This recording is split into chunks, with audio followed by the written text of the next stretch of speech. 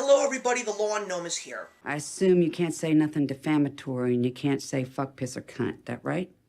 Or anus?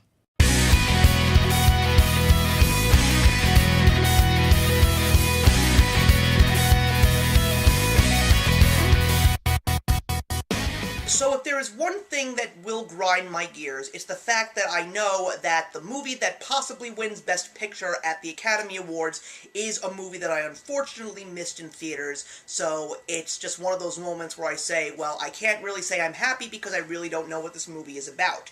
And even though we haven't gotten to the Oscars yet, there's a specific film in those nominees that is getting a lot of buzz because of all of the awards it got at the Golden Globes.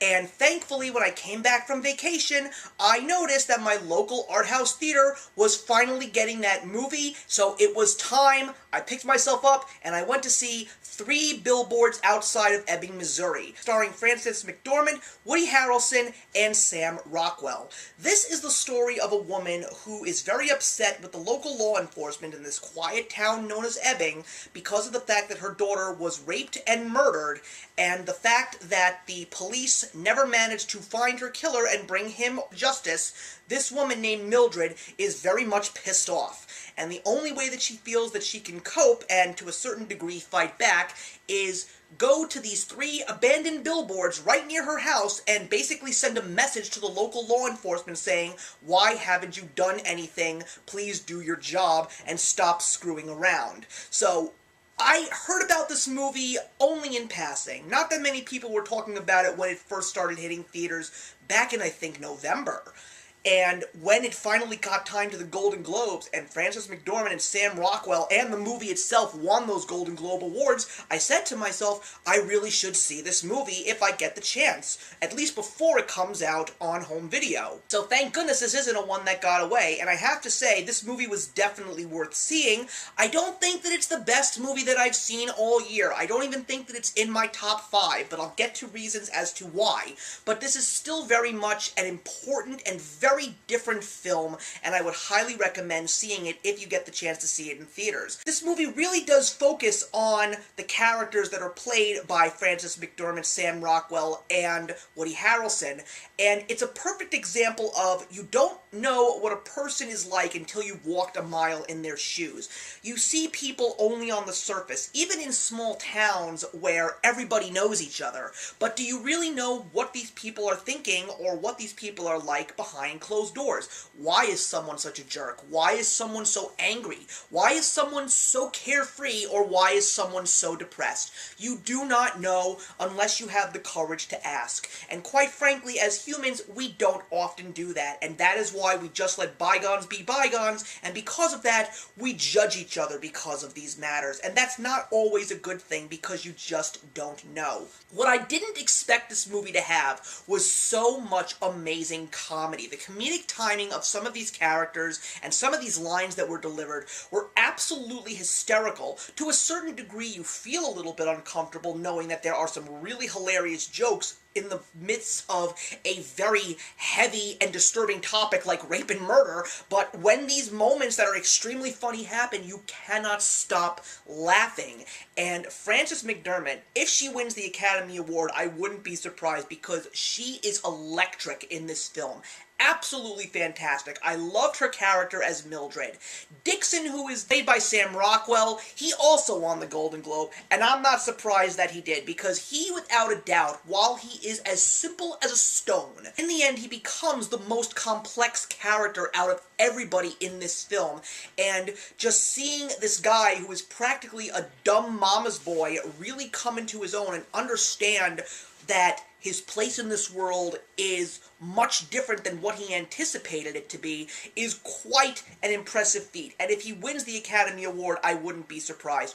Woody Harrelson did a great job, too, as Sheriff Willoughby. I really liked him, and I thought that his story was also very compelling, because even though he was constantly getting picked on by Mildred, he still knew that this was an important case, that somehow, regardless of how complicated it was, he was going to do whatever he could to get this woman the justice that she deserves and find her daughter's killer. There's also some other actors in this film, like Lucas Hedges, who also was in Lady Bird earlier in 2017, as well as Peter Dinklage from Game of Thrones, who has a small role, but he is actually very funny when he's on screen. I really did like his performance in this movie.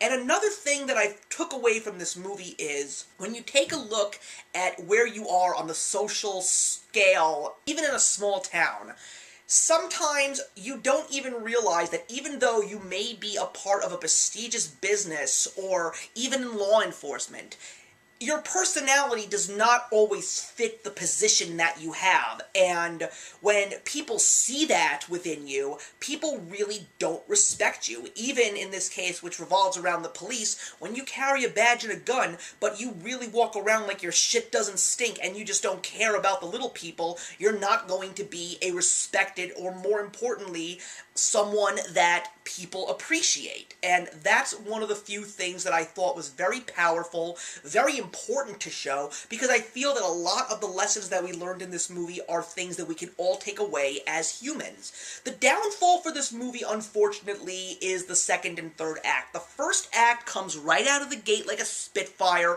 You are laughing, you are interested, you are having such a great time, even with the dark topics at hand.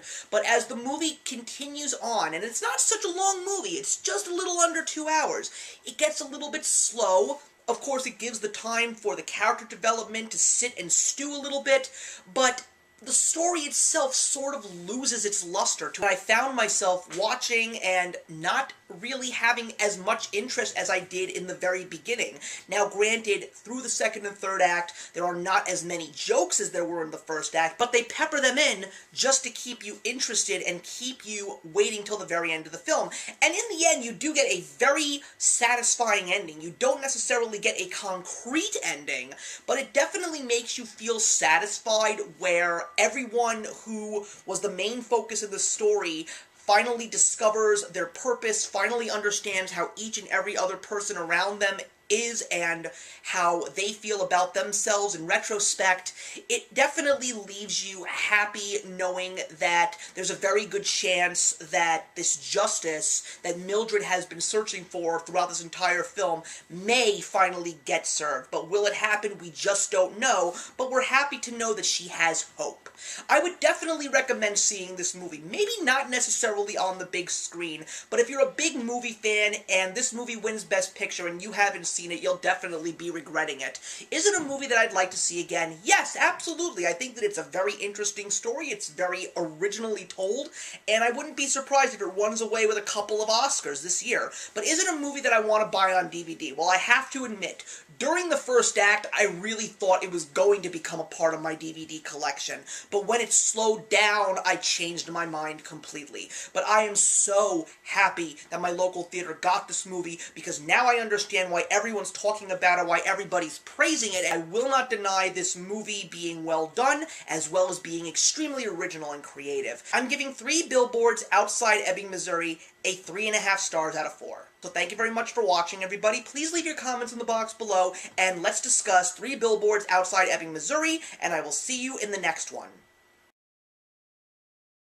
Hey, thank you so much for stopping by my channel today. If you're new here and want to see more of what my channel has to offer, please click on the link to my last video, or hit that subscribe button to be kept up to date with all of my uploads. Content of all sorts is posted here quite often, so trust me, you do not want to fall behind. I will see you in the comments, and actions speak louder than words.